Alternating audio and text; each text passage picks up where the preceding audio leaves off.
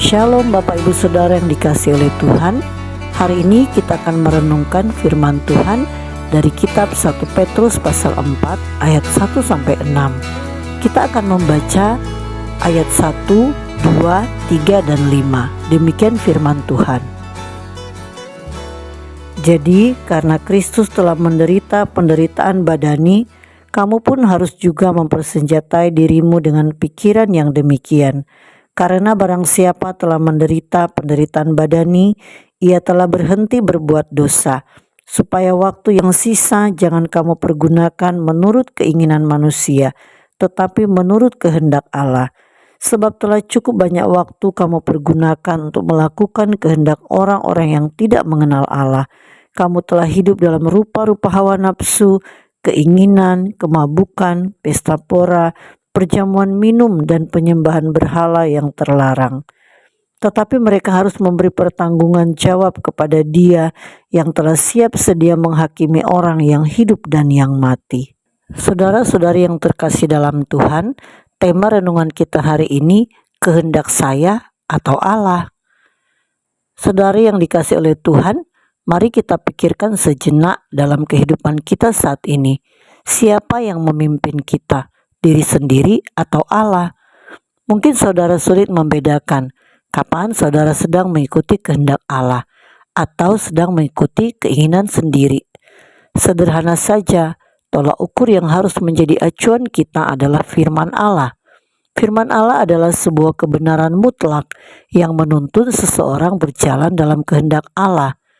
Jika kehidupan yang kita jalani tanpa dituntun firman Allah, maka kita sedang berjalan menurut keinginan diri sendiri.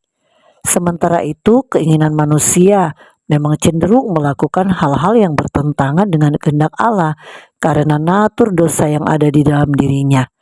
Itulah sebabnya manusia terus diingatkan pada penderitaan Kristus untuk kembali mawas diri. Kristus telah mati bagi dosanya, maka ia harus berhenti berbuat dosa. Kita telah ditebus oleh darah Kristus.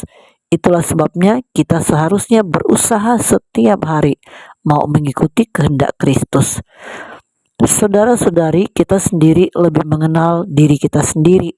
Apakah sampai saat ini kita hidup menurut keinginan diri atau kehendak Allah? Kitab 1 Petrus pasal 4 ayat 1-6 kembali mengingatkan bahwa di waktu yang masih sisa yang Tuhan anugerahkan kepada kita, marilah kita pergunakan untuk melakukan kehendak Allah. Sebab masing-masing kita akan memberikan pertanggungjawaban dan siap di hadapan hakim kita, yaitu Kristus Tuhan, suatu hari kelak. Saudara-saudari yang dikasihi oleh Tuhan, kita tidak tahu berapa lama waktu yang Tuhan tetapkan bagi masing-masing kita untuk hidup di dunia ini. Biarlah kita selalu mempergunakan waktu yang ada untuk memuliakan Tuhan, hidup menurut kehendak-Nya, bukan kehendak diri sendiri. Amin. Mari kita berdoa. Bapa dalam surga, kami mengucap syukur hari ini kembali kami diingatkan. Apakah hidup kami dipimpin oleh Tuhan ataukah oleh diri kami sendiri? Apakah kami hidup melakukan kehendak Tuhan atau melakukan kehendak diri kami sendiri? Tolonglah kami ya Tuhan, agar kami hidup menurut kehendak Tuhan di waktu yang masih ada, yang masih sisa, yang Tuhan anugerahkan dalam hidup kami. Kiranya kami memuliakan Tuhan.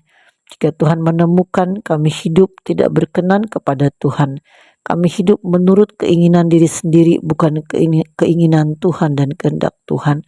Tolong kami Tuhan, untuk kami kembali hidup menyenangkan Tuhan, memuliakan Tuhan, melakukan apa yang Tuhan inginkan. Kami lakukan sebagai orang-orang yang telah ditebus oleh Engkau. Terima kasih buat kebenaran-Mu. Kami mengucap syukur untuk firman-Mu. Dalam nama Tuhan Yesus kami berdoa. Amin.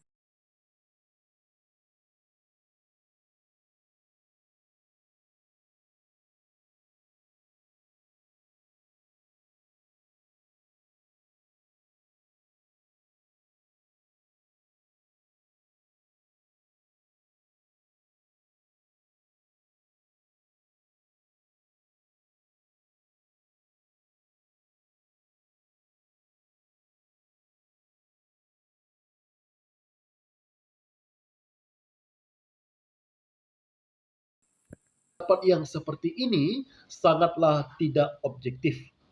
Dalam teks yang mendasari renungan kita hari ini, ya, Petrus berkata bahwa berbuat baik itu memang berdampak baik bagi kita.